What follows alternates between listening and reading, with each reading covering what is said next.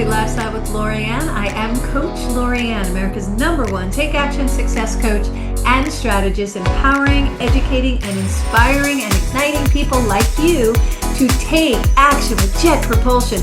We love to assist people to take those next steps and just really go after those dreams. So think about what you want. When was the last time somebody asked you that question? What do you want? Well, one of the things that we're going to do today, and I'm so excited about having Dr. Rahul Prasad on today, is we're going to talk about how he became a scientist, and you need to listen and stay with this episode. We're very excited to have him on. And really, Doc is going to talk about living a life of passion, purpose, and impact. I need to stop speaking New York fast. He's going to talk about that with us today, so stay tuned and stay with us. We're going to invite Doctor on in a minute, but I want to give you a little bit of his biography. It is unbelievably impressive. Doc was trained as an applied physicist. He's an avid photographer, explorer, traveler, and adventurer. He also utilizes his technical expertise to advise venture capitalist firms. That's very exciting. He received his PhD in applied physics from Yale University in 1987 and has worked at Yale University Physics International Co-Science Research Laboratory and Alameda Applied Sciences, a company he co-founded in 1994. He was senior physicist and manager at the Lawrence Livermore National Laboratory, working on various aspects of a national ignition facility. The man is inspiring. He has been an active volunteer for his alma mater, Yale University, for almost 3 decades, serving as the chair of the Graduate School Alumni Association and the chair of the Yale Alumni Association Board of Governors. This is an important person here. Based on the San Francisco Bay Area, Dr. Prasad is currently president of Butterflies USA, a nonprofit raising money for marginalized children in New Delhi, India. I'm actually familiar with that organization. He is the chairperson of the board of Amandla. You'll have to fix that for me. Development, a nonprofit raising money for at-risk youth in Cape Town, South Africa, and an investor and advisor at MVP Ventures. Doc, welcome to the show. Oh my goodness, I mangled that name. What is the board of the development board that raises money for at-risk youth? Amandla. Amandla. Okay, so I didn't do so bad. It wasn't so No, bad. not at all. You did very well. Oh, thank you very much. Thank you for having me, Lorianne. Oh, so glad It's to a have pleasure. you. So glad to have you on. You know, I was telling you earlier that I have a partner in business and she's a scientist, and I really love learning the science behind it. I get all geeky about that because when I understand why it works and how it works, it just makes more sense. And when I'm doing it, I have more tools at my grasp, if you will, and in my tool belt. But I want to back up and talk about you. You're in your Okay. early life. What drove you to become a scientist? Like, where did that come from? It was actually just a very simple day, one day, and I remember it clearly, the day Neil Armstrong set foot on the moon. I Yeah. was watching the moon landing, like a lot of kids my age. I was 8 years old at the time. A lot of kids my age were watching. I turned to my father, who was watching with me, and I asked him, so what did Neil do to become the first man on the moon? And he turns to me and he says, well, son, he was a scientist. Of course, that's not quite accurate. Neil Armstrong was not a scientist. He was a test Correct. pilot, but that lit the light, and that was it. And, I've always been a very curious person. And so it meshed very well with my curiosity because I learned how to figure out how things work. When I was 5 years old, I got a bicycle for my birthday and I took it apart because I Took wanted it to figure apart, out no doubt. how was it going to work. And luckily, my dad said, well, you got a bike. If you want to ride it, you got to put it back together again. Yes. Fair enough. Yeah. One of my boys used to do that. He used to take things apart, but couldn't put them back together. And I'm like, Yeah, but I love that you said you're curious. I love curious minds. I'm curious. I ask a lot of questions. I get laughed at because I always ask questions. Matter of fact, my TV show is Help Me Understand.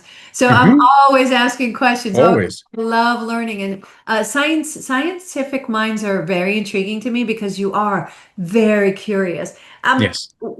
What being a scientist taught you about dealing with challenges?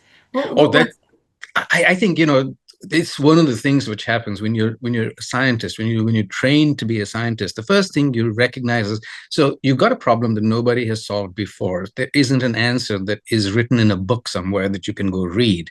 You got to figure it out for yourself. Yeah. That's a challenge. And it teaches, what science teaches you is how to break down the challenge into bite-sized pieces and Yeah. address each one of them. Because as a whole, a challenge may look very daunting. But if you break it down into the constituent elements, you can actually get past that challenge, and it becomes an opportunity Yeah. to learn, and an opportunity to grow, and an opportunity to do something new, something outside your comfort zone.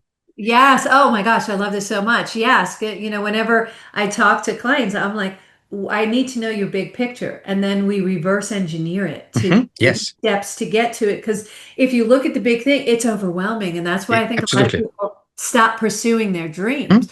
You had Yes, big picture. You were like, gosh, how did he do that? How did he land on the moon? And you, at a very young age, reversed engineered and went, oh, yep, need to be a scientist? Okay, I'll be a scientist. And yep. taking apart things. And when you took things apart, you had to actually logically go, okay, what pieces go back together? Because I'm sure when you were taking apart, you didn't think about having to put it back together. Nope, So not you at all. weren't Not the paying first time. attention to what you were taking apart. Absolutely. By the And way, I learned that because after my father told me I had to put it back together again, I said, okay, next time I want to take something apart, I got to remember. yeah, It's a lot easier if you remember what you did. Of course, yeah. Did when I was growing up, there was no video camera. It would have been much easier with a video camera. Oh my gosh, with the video camera or YouTube explanation, Absolutely. I got to tell you, I feel very empowered when I do things around the house, and but it's because I have a YouTube going, okay, now do this and now do that, and I was like, oh, thank God for smart people. Um, what you're talking about too is critical thinking. So Yes. you're really thinking about, okay, what goes with what works with what, why does it work this way, how does it work with this? Talk more about critical thinking because I think it's something that we're so spoon-fed. For instance, having the YouTube video, I still have a slight bit of critical thinking going on, but I'm just following steps somebody else did. Um, Yes. I'm not looking at why it works and how it works and things like that. So talk more about critical thinking and the importance to that. I think it's incredibly important because with critical thinking, you're able to understand, you're able to actually figure out how things are working from first principles. So, you don't have to learn things by rote Yeah. because when you're learning, some of it is by rote. When you learn the alphabet, you've got to learn it by rote. But once you figure out how things sound, you don't need to know how to pronounce every single word in the dictionary. You can. Right. That's Right. part of critical thinking because you say this comes after this, but that sound, because it's following this, you've learned that's not how it's going to sound. It's going to Sure. sound differently because it's got a modifier after it. And that's really critical thinking at its most elementary, basic level. 100%. It's just taking things that you know here and applying Yes, it over here. It's repurposing exactly. the same tools. That's critical thinking. Exactly. Where you can take these tools over here to understand it well enough to be able to apply it in a different scenario. Um, Exactly. Yeah, it's like my golf coach when he teaches me and everything. It's great. I hit amazing when he's around. When he is around, boom, it's good.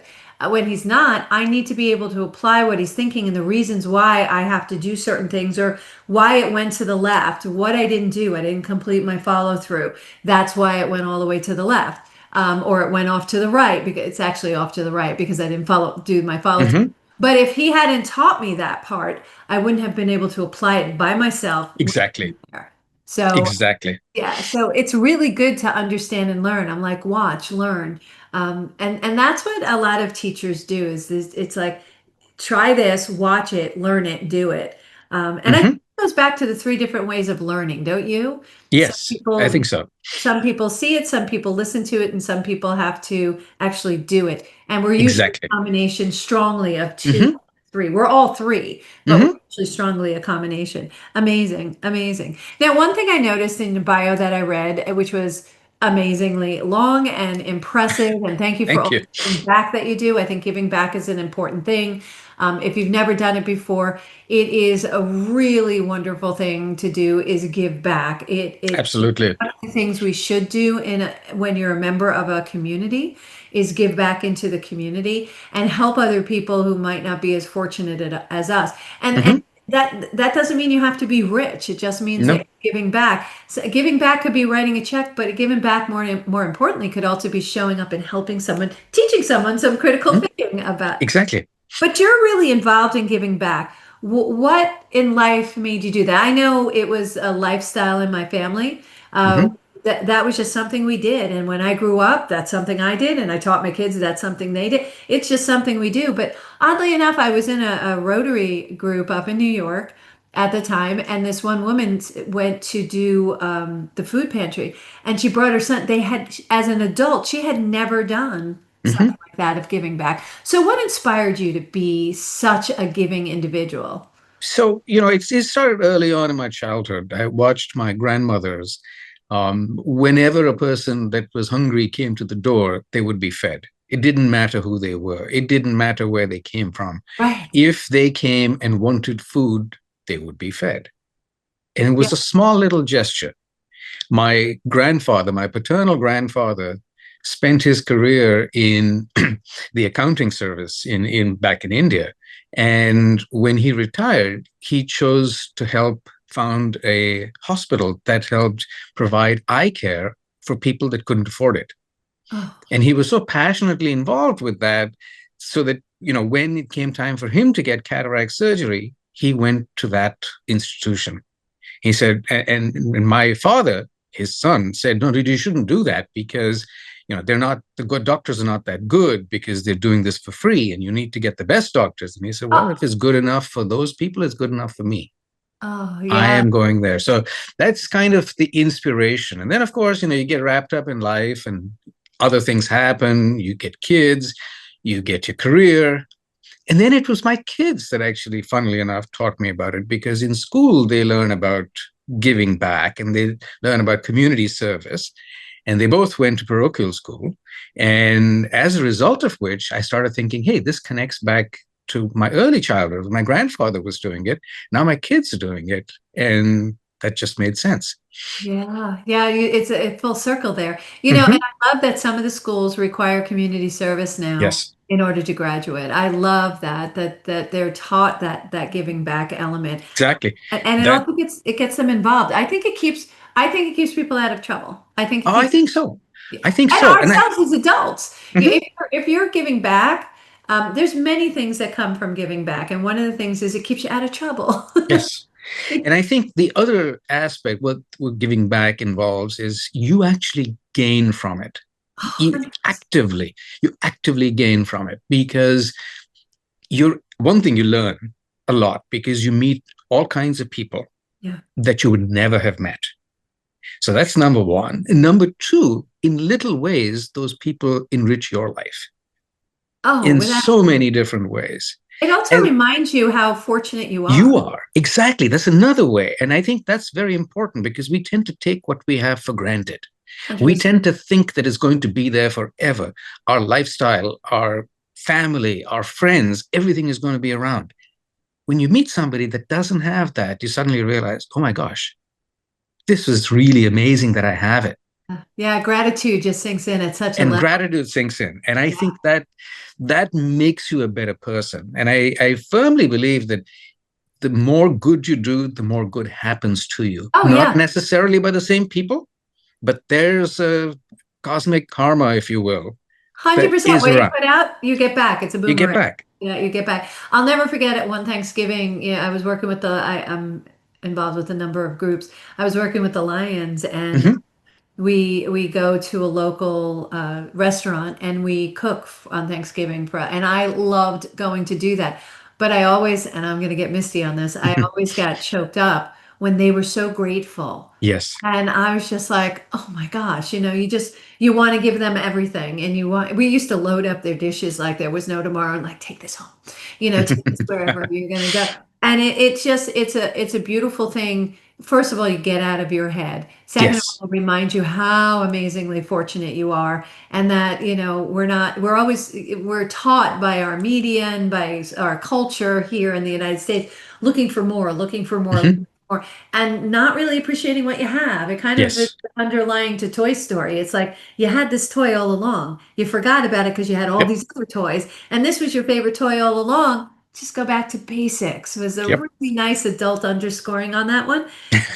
And it's the same with giving back. The other thing element I find in giving back is if you're sad or depressed or having a really hard time, the best way to get out of your head to find the solution is serve someone else. Yes. When you're in Absolutely. that place, if you serve someone else, the answers will come because Hmm.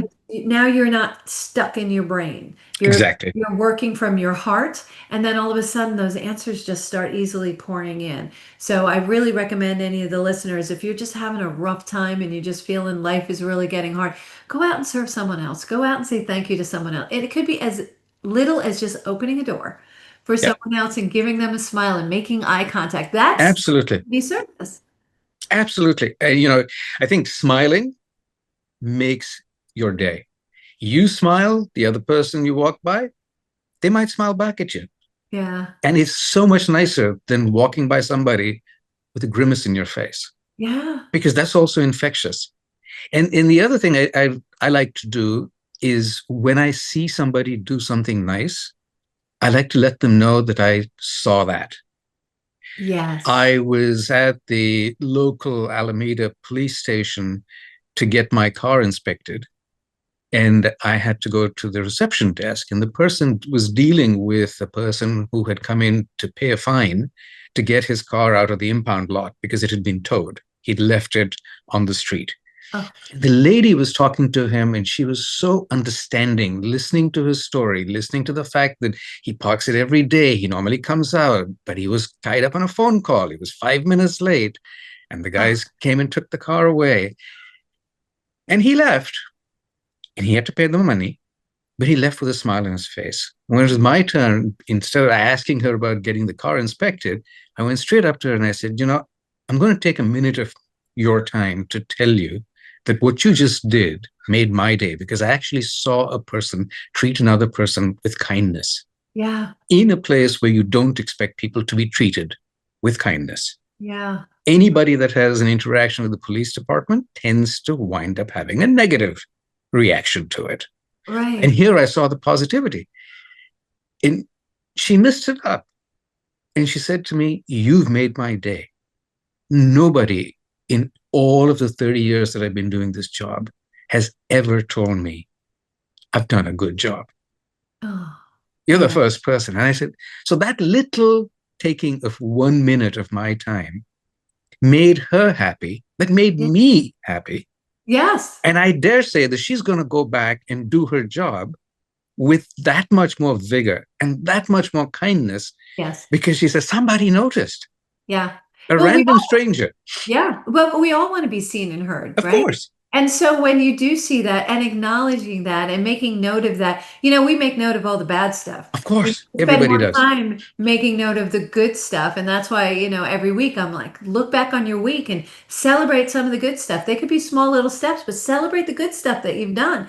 And if you can't find something, just do better next week. Absolutely. Go out and say hello. My husband says to me all the time, he's like, "Why do you constantly go up to people and tell them you like this or that?" And I was like, "Because I know I like it when somebody does it to me. Exactly. Really like it, so I will tell them. I won't just willy-nilly tell somebody Mhm. something. But if they look nice or they're dressed nice or it's just inspiring or they have a nice outfit on, I will make a mention of it." He goes, "I'm not allowed to do that because I'm a guy." And I was like, "You're allowed to do whatever you want." He Of goes, "But I course. can't imagine me going up to another guy going, 'Bro, you look really nice.'"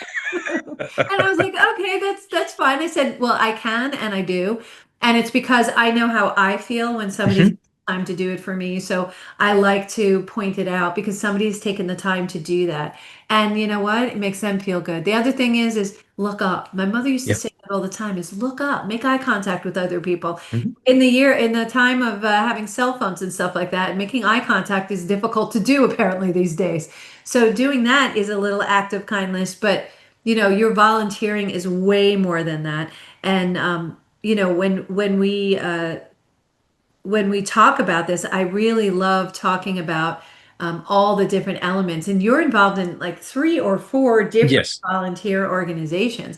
Must take a lot of your time. This point in time, that's all I do professionally. It's volunteer.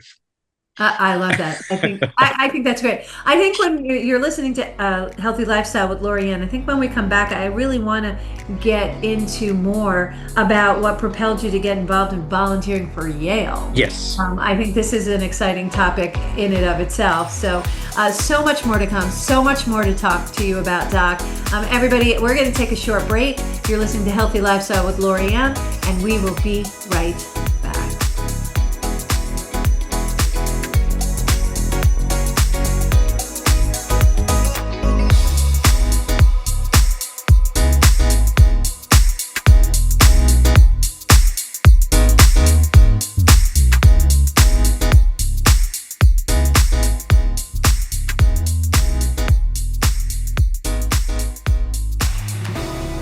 Welcome back to Healthy Lifestyle with Lorianne. I am Coach Lorianne. If you'd like to be a guest or lift up your business, product, or non-for-profit, or if you have a question or a comment, we like your comments, we would love to hear from you. Email us at healthylifestylewithla@gmail.com. That's healthylifestylewithla@gmail.com. We answer every email. I answer them personally. Lara, my great assistant, shout out to Lara. She does great things and she makes sure that I get and answer all of them.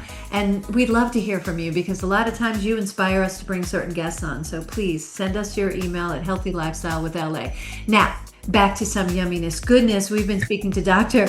Rahul Prasad. Doc, you're amazing. We were talking about giving back, the importance of it. You said something in the last segment about, a small gesture. And sometimes those small gestures end up being grand gestures to somebody else. So small to you may be a grand gesture to somebody else just by opening a door, smiling at them, making eye contact, telling them they look nice. There are times people walk by me and I'm like, oh my gosh, who is that? Why do you smell so nice? So those little things in life, that is a little bit of a connection. We all need those connections and we all like to be seen and heard, right? Exactly. Yeah. Absolutely. So we've gone the gamut of critical thinking and giving back, but you really give back to Yale. What transpired for you to get so involved in giving back at Yale? Well, it was actually a very simple thing. I became the person I am today during the time I spent at Yale. And I never for a minute felt out of place. I Yeah. was never made to feel unwelcome. I was always a person that belonged. And that to me was absolutely amazing. And so I credit Yale not just to have given me a shiny degree and a wonderful career, but also teaching me how to live my life as a human being. Oh, I, lovely. and I grew up there, if you will. So it's almost like it's my hometown. It's my home place, and that's why I remember it was back in 2000. The year was 2000. I got an email asking for people who might want to volunteer. And so I filled out the survey and said, yes, I would, because by this point in time, I had moved to California. We had kids. They were growing up. They were starting to get self-sufficient. I felt I had more time to give. And Right. so this email popped up and I wrote. And then I forgot about it. And 2 years later, I just started my job at Lawrence Livermore National Lab. And I get a phone call from a gentleman from the Graduate School Alumni Association. He introduces himself as the chair of the Alumni Association and said that I had filled out a survey saying that I'd like to volunteer. And they had a spot for a board member who had left in the middle of his term because he couldn't complete it. And it was a 1-year partial term, Right. which involved attending 2 meetings. And I said, Okay. oh, this is an easy thing to do. I haven't been back to New Haven in a long time. It'd be nice to go back, meet some of the old people who still are in the area. So I said, yes. And, 1 year, two meetings, not a big commitment. Right. And I stepped into it. The year was 2002. And it's just been growing ever since. And now it's And 2020. it's 23 years later. And, I know more people that are working at Yale, that have been to Yale, that are students at Yale than I ever did when I was a student. Yeah. And it enriches me to, I mean, I can't even begin to tell you how much it enriches my life because I get to meet people who are different from me, who Yeah. have different ideas, different thoughts, and I can engage them in serious discussions. I love that. And for me, that's literally what I need. It's my life breath. I Yeah. wind up going to New Haven. I wind up getting involved in these meetings. We go out to dinner. We go after dinner. We're having conversations. It's 2 o'clock, 3 o'clock in the morning when the conversation ends. I go to bed, wake up at 5 o'clock, hit the gym. I always do that. Healthy lifestyle. You have Healthy to take care of your lifestyle. body. You have to 100%. take care of your body. Hit the gym, and I'm in the meeting at 8 a.m. And people ask me, "So aren't you tired?" So, no, I was actually talking to people that were energizing me. Yeah. And so for me, that was the reason to give back. The other reason to give back was when I was a student, when I was graduating, I didn't have a large circle of people who could help me find my first job. And that was a very, very lonely pro, you know, thing to do. To have to Yeah. look for a job yourself. This is in the days before a lot of Daunting emails, proposition. it's a daunting thing. And to be writing letters, printing them, putting them in the mail, it's very, very daunting keeping track of all of that. You know, so with that, I wound up deciding that if it was in my power, I would try not to have any other student have to suffer that loneliness. And so when I got this chance to go back and volunteer, I said, okay, so what we can do is create a program where we bring alumni who have gone out and done various different things, bring them back to campus, let them talk to students about their life story and how they did what they did, Yeah. whether they were scientists, whether they were philosophers, whether they were art historians, English majors, economists, what have you. That program, I'm proud to say, was started when I was the chair of the Graduate School Alumni Association at Yale. 15 years later, today, it still continues. I'm no longer involved with it, but it is the signature program. And the graduate school, when they talk to prospective students, offer this as a plus that when you come to Yale, you're going to have this entire body of alumni that are going to be in your corner that will help you navigate your life after Yale.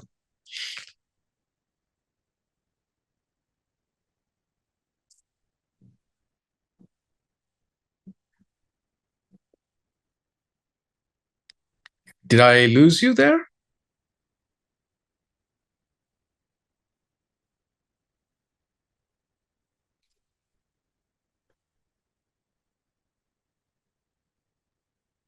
Ah,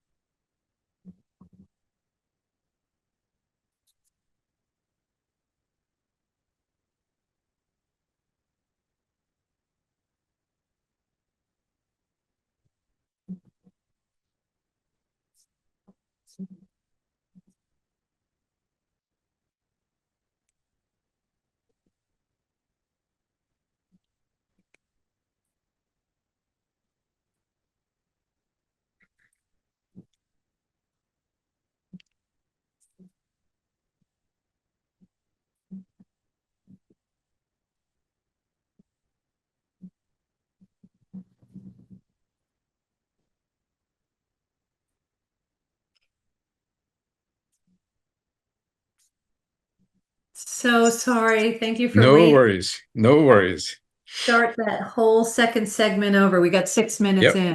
So 6 minutes, almost 7 minutes in. But I don't want to mess that up. Yikes. Well, this is one of the drawbacks of Zoom. It's perfect, it's wonderful, that Until it's, requires less traveling, but then again, there's always these glitches, and you can never tell when you're suddenly going to glitch out. yeah. Yeah, I was just like, oh no, he froze. And the same thing happened with me. I was talking and I kept talking, and I said, "She's awfully still. Something, something doesn't look right here." Yeah, I'm never that still, so don't worry about it. When I become a painting, it's not good. That Okay, is a problem. there you go. All right, we're gonna start it up again, and let's see where this goes because I don't know Yes, what I said the last absolutely. time. Okay.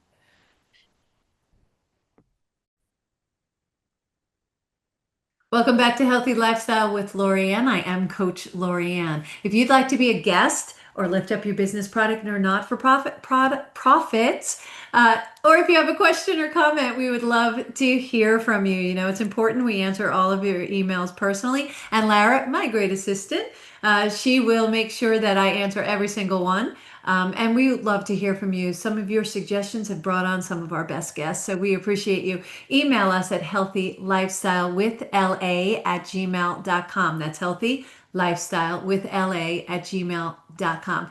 So we were having this beautiful conversation with Dr. Rahul Prasad. And Doc, I loved how we were talking before about, paying it forward and getting involved with other people and just giving back to our community and the important Mhm. about doing that. We were both brought up in households that was just what you did. It was part of Yes. our life, part of our DNA. And I suggest that we also carry that on with our children. But tell me more what propelled you to get involved with Yale. You really dove into to Yale. Yes. It was, because I am the person that I am today because of the time I spent at Yale. I arrived as to get my PhD. I was a 21-year-old kid, really a kid. And I grew up to be the adult that I am because of the experiences that I had there, because of the way I was made to feel at home. This was a place that was about 9,000 miles away from my childhood home in New Delhi, India. And I arrived there on campus and I was made to feel like I belonged. And that to me was absolutely amazing. It wasn't just the degree, it was also the fact that I was able to make all these connections with people. And so, Well, that has to do with you too. yes, Yeah, of because course. you're open to make those connections, and Of not course. everybody will have that same experience. But you Yes. I could just tell by talking to you, you're very easy to talk to. Well, the other thing is, well, I believe we have to do this by ourselves, is when we're in a room, when we're in a place, we've got to have the confidence to say, I belong. Yes. Because a lot of belonging begins with us. Yes. The imposter syndrome is very real. Oh yeah. But you have to really Also known as work. resting face. You really have to work Yeah. to make sure that you get past that and you believe that you belong. Yeah. And then everybody else believes that you belong as well. Yeah. Most people. 100%. Now, I know you've been volunteering at Yale for Mhm. 23, I think, years now. 23 years now. Yep. What happened? How did that transpire? It started because I got a survey announcement asking for volunteers, and I filled it out. And I was back in the year 2000, and I forgot all about it. And 2 years later, somebody responds. I get a phone call in my brand new office at the Lawrence Livermore Labs. It was summer of 2002. And this gentleman introduced himself as the chair of the Graduate School Alumni Association and said they had a spot to fill a 2 year term, a partial term, um, for me to go and be a part of this board. And I said, sure, this sounds like an excellent idea. 2 meetings, not a big ask. I'll do it. I haven't been back to New Haven for the past 10 years. It'll be a lovely thing to go do. And I did that. And I arrived there and I started talking to the other volunteers. I got to talking to the students, and I recognized that while a lot had changed, a lot was exactly the same. The kinds of things that were not ideal when I was a student were still not as ideal. Yeah, You get your degree, you get to study whatever you're studying, but nobody really helps you look for the next thing after that you placement. graduate. Yeah, yeah, yeah. That's lonely. And that's lonely. That's a very lonely place. I felt that. And I'm one of those people that believes that when something has happened to me that I did not enjoy doing, I try to make sure that nobody else that follows behind me has to suffer through the same fate. Yes. I remember, in joining my first year in undergraduate and being a freshman and being hazed. And then, of course, I become a sophomore. And now I'm supposed to be hazing, and I refuse to be hazed. I Yes. refuse to haze people. And I said, Yes. I did not enjoy that.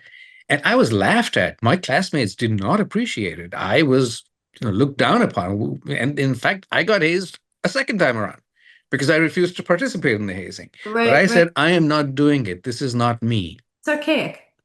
And that's the way I am. And so getting this opportunity to go back was a wonderful way to go and say, okay, so I can now make a difference. And I Yes. came up with this idea of creating a program which involved bringing alumni back to campus to talk to students, to tell them how they did what they did. Scientists, engineers, philosophers, economists, art history majors, every single one of them, and Yeah, see giving them what a you can do after you graduate and what are the career paths you can take. And it turned out to be a rip roaring success. 15 years later, that program still is a signature part of the Yale Graduate School. And in fact, they use it to lure students to accept admission, saying, yeah. you're not just going to get a degree, you're actually going to get a community. Yes. Yeah, yeah. And I think that's the number one thing my son said when he went to college. He goes, it really wasn't about the education. It was about Yes, who I met and who I exactly. know. And now I have this community that I can go back to. One of the things that I want to just go back to is you applied in 2000, and then 2 years later, this is partially for my son and other people. My son applies to something, and the next day Mhm. he's like, they never answered. And I was like, oh my gosh, take a breath. Yes, It's not the exactly. only thing they're doing. So Exactly. by waiting those 2 years, you just never know what's going to happen. But You had never know. you filled out that application, you wouldn't have Absolutely. the phone calls. So Absolutely. It's like in California, the state lottery has a tagline. You can't win if you don't play. yeah, if It's you're the not, same you way can't as win it, is right? it's true of life. Yes, If you want something, you can't expect it unless you ask for it right, or you right. try for it. Well, You how will got you people got to know make a you're step. interested? How will people know you're interested if you don't apply? If Precisely. yeah, yeah, yeah. If you don't answer the call, as they say. Another thing that you said, I love that you didn't like the way you felt. You didn't like that, so you didn't do it either. That's beautiful. I love that. That's something that I agree with, and I do the same thing. It's like, no, I didn't like that. When I was going through my transitions in my life, I wish I had had a me. That's why Yep. I do what I do today, because I Yes. wish I had had a me there to Mhm. work it through. I've gone through the hurdles, I've made the Mhm. mistakes, so now I can help you avoid them if you want to, if you're supposed to. Some people have to learn certain things by doing it By and themselves. Yep. feeling the pain. Other people are great by hearing and observing, and they can jump the hurdle or go around it. So, Mhm. so by doing what you do, that's a beautiful thing too. And I think I really, really think it's important to repeat something that you said that's very germane, is that you have to start from a place of you are included in there. And that's the hardest part about walking through the door, is Yep. that you deserve to be there. You're equal among equals, and that you get to learn from other people. That's what Mhm. I get excited about when I meet new people. I'm like, what am I going to learn from that person? Because you've had different life experiences than Mhm. I have, and now I can learn through those life experiences. So, Exactly. yeah, it's If exciting. you met everybody that was identical to yourself, you might as well not go anywhere and look at a mirror. Yeah, it's boring. Yeah, It's boring. and I like people who don't have the same opinions too, Mhm. because Yes. if I want to hear my own voice, I could just talk in the mirror too. I could Yep. talk to myself. I like to hear other people's reasoning and why they think that way. And very often, as fervent as I might stand in my shoes on that particular topic, very often I get persuaded otherwise because Yes. of what they say. And but if I didn't have those conversations, and they're not always comfortable, Oh, but if I yes. didn't have those conversations, I wouldn't learn. And that's how we learn. We learn from Exactly. having those kind of conversations. Now, I mentioned another organization, Butterflies. Now, I'm a big Mhm. butterfly person. I have a butterfly tattoo here. I Yes. love butterflies. They're very meaningful for me on very many levels. Talk to me about getting involved in butterfly, what that's about, how we can support it. Absolutely. So I got involved with butterflies because of my children. Interestingly enough, they were in middle school and they had to do their community service project. We were going to visit the grandparents in India, and it's hot in the summertime when schools are off. So we decided we'll do it in February, which is when it's really nice and pleasant. Of course, that meant talking to the teachers because we are going to take the kids out during school time. And they said, absolutely fine. This is what they're supposed to do. This is what you're going to have to do. But in addition, there is this community service project that needs to be done. And they won't have time to finish it after they come back. So they got to do it while they're away. Okay. So I said, okay, we'll do that. And I called up a friend of mine, a childhood friend of mine who lives in Long Island, and asked, if they knew of any volunteer organizations, because I know they were very much into volunteering in organizations outside of the US. And as it happened, they knew the founder and executive director of Butterflies in India, and they introduced me. And so we went, and my kids were impressed. We did a project. They went around the neighborhood and collected art supplies because Butterflies works with marginalized children. And at that time, they were helping reunite children that were lost with their families. But while they were looking for their families and making sure that reuniting was a good thing to do, they were housing the kids and they needed to keep them occupied. And Wow. what good better way of keeping kids occupied than having them do arts and crafts. Right. So we collected 3 suitcases worth of art supplies, went to the organization. I thought it was going to be a one and done. We're going to deliver the supplies and it'd be all done. But it turns out my kids got engrossed in working with these children. They didn't speak any of the local languages. The kids did not speak English, but as kids can communicate with each other without knowing each other's languages, they did. And so for the next week, while we were there, instead of visiting the sites and all the various historical monuments around the city of Delhi, we were at Butterflies every day. Wow. So that's how I got involved with the organization to begin with. Fast forward several years, and this very same friend who had introduced me to Butterflies comes to me and says, we're making a promotional video, and I've got information from India. I've got a video from India, and I've got the translation, but something doesn't feel right. I get a clip that lasts for about a minute, and then there's 3 words or 4 words that are the translation. So I want you to help me because I know you understand the language.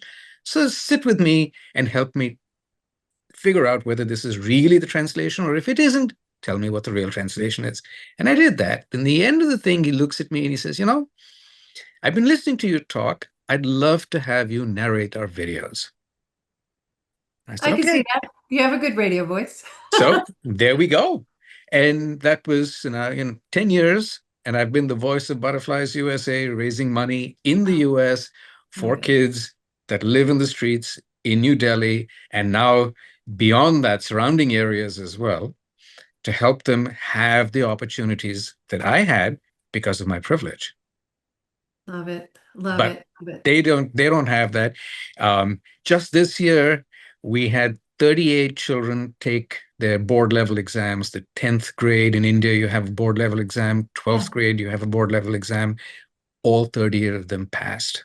Oh my goodness. And they're all moving on to the next level, which is absolutely amazing. We That had the kid that graduated, one of the kids that graduated the 12th grade scored an 84%, which puts him in line to go to any college pretty much that he wants, wow. That's amazing. which Yeah, is pretty amazing. it is amazing, and it's something to be proud of. And just look at how you've changed these children's lives for the better. And I love the fact that it started with your children. Yes, It's just amazing. They teach us a lot, don't they they? do. They do. Yeah, yeah. My son Nicholas is just amazing. He's made me a better mom. He's made me a better adult. He's held me accountable without even knowing at his young age Yes, what he was doing. And I'm talking young age. And he would just ask really good questions, and you're just like, huh. It was a good reflection. So makes you there's a reason think. why they choose us, right? There's a Hmm. reason for that. You have another organization, the name that I mangled, Amandla. Amandla. Yep. What is that about? What do they do? So Amandla is actually very similar. It is based in Cape Town, in Okay. in actually the one of the shanty towns outside of Cape Town, Philippi, which is a place which has the highest density of kids under 18-year-old children who suffer from HIV/AIDS. Okay. And so Amandla's philosophy is to help these kids go from cradle to college, part of which is, of course, helping them learn and understand and be able to go to college, but also to be able to be alive to get to that point. Because when Yes. you're suffering from HIV, so that's an organization that is working in Cape Town. The founder of Amandla is also a Yale graduate.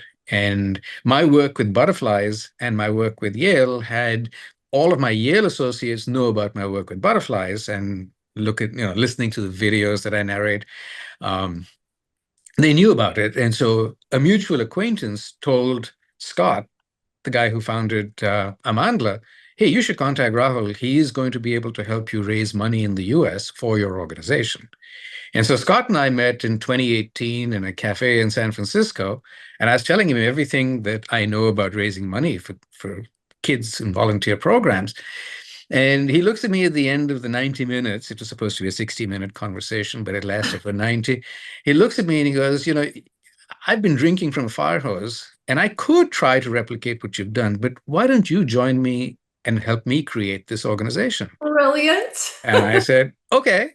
It was about the time in my life when I was, again, had more time because I had decided I'd done what I wanted to do in science and I wanted to do something different. So I had the option of being able to take early retirement from the lab. So I said, hey, this meshes perfectly. I have time. I'm looking for something to do. You need somebody to do that for you. Match made in heaven, as they say. Match made in heaven. I love it. Yeah. I mean, look at the way everything like interconnected. So helping out other people and you're reaching out and helping other people. It just makes perfect sense. But this is what I'm really, really, really curious about. Little Birdie told me you're writing a book. Yes, What's it about? When's it coming out? Come back on my show so we can promote it, help people. absolutely. So it's called Impact Shift, The Art of Pivoting for Meaningful Change. It's a book that basically covers my life story and how I have made an impact in various different areas and then shifted my focus and made an impact in a different area. Yeah. And there's a lot of folks that want to be able to do that, but Yeah. don't know how. That's repurposing your tools And too. this is exactly Yeah. figuring out what makes you tick, what makes you happy, what makes you fulfilled, and then reaching out and going and doing it. Yes. And it's coming out in December 23, I believe, is the release date. It's going to be available in print and all formats, the electronic formats, and shortly thereafter as an audiobook. Oh, and I assume you're going to do the audio on it. Yes, I will. That's beautiful because you have that great voice. You should. Well, thank you. So Impact Shift, the art of pivoting for meaningful change. I love. Yes. Look for it. I'll have all that information with this episode as well. How can people reach you to donate, to get involved in the various organizations? Simple way, LinkedIn, RR Prasad. That's a very simple way to get a hold of me. Email, I like to answer my emails. It's rrprasad@mac.com. We'll have all that information as well. So And that's two easy ways to get a hold of me. I And love like it. you, I read every email and I respond to everyone. Yeah. Well, if someone takes the time, I like to take the time with, Exactly. so I think that's a really important element. So getting back and being communicative is really important. These conversations always inspire me. You've inspired me, and I've come from a family of giving back. I'm a lion, I'm a Rotarian, I'm a moose. I'm running out of animals and to be part of. Now maybe I can be a butterfly, which There would you be go. perfect. That would be great. So getting involved in the local community is so meaningful. What's the most important thing to you? What is the most important thing to me? That's a very good question. I think leaving the world a better place Mm. than I found it. Yeah, And it doesn't mean changing the entire world. It means changing one little thing, one little piece. If you make an impact on one person's life that makes it better for them for one day, I think you've achieved that. I think so because it creates those like dropping a pebble in a pond. It And you creates the yeah, ripple, the ripple. the Yeah. ripple. It creates a ripple. As You've already created a couple of ripples yourself, all by yourself. And I have a suspicion that you'll be creating a whole lot more ripples. I hope so. I hope so. Very I believe that as a mentor of mine many years ago told me, the day you stop learning is the day you discover you're 6 feet under. 100%. 100%. And that's a really good quote. We're going to end it on that because that was a really good quote. Will you come back when your book comes out? Absolutely. I would I'll love be it. happy to. I'd love to promote it. Definitely let me know when it comes out so that we can download it too. I want to give that a We'll do it. because this is all in alignment with what I talk about as well. And learning from other people on how they shifted is a real important element, another Exactly. tool to go in my tool belt. So you are inspiring. I admire you so much. I am so humbled to have you on the show and really just inspire every one of our listeners. Thank you so Thank much you. for being who you are and I'm doing what you do. honored and humbled to be a part of this show. I really like what you're doing. I've had a chance to listen to several of your podcasts after we connected, and they're very inspiring, Oh, very inspiring. So I've enjoyed that. thank you so much. And I've enjoyed this episode so much. I don't want it to end, but we have to end. Yes, So thank you all for joining us today in Healthy Lifestyle with Lorianne. I hope we earn the privilege of your time. I want to thank again our guest today, Dr. Rahul Prasad. Please feel free to follow those links that are below and support the different organization that he's part of. You heard what they're about. They're amazing and he's amazing. It's really good. Just give back however you can give back. It doesn't have to be financial. It could be your time. yes. It could be anything. It could be just holding a door, but give back to your community members. When we act like a community, we're all the better for it. So again, I want to thank our guests today. Look for our show next Saturday at 3 p.m. on JVC Broadcasting and iHeartRadio. And we can be found on all major platforms and would be so grateful if you please like, follow, share, and subscribe. Please feel free to comment and give us some feedback. We love that. Until next time, I am Coach Lorianne, America's #1 Take Action Success Coach and Strategist. Let your dreams be bigger than your fears and let your life be filled with joy. See you next time. Thank you so much.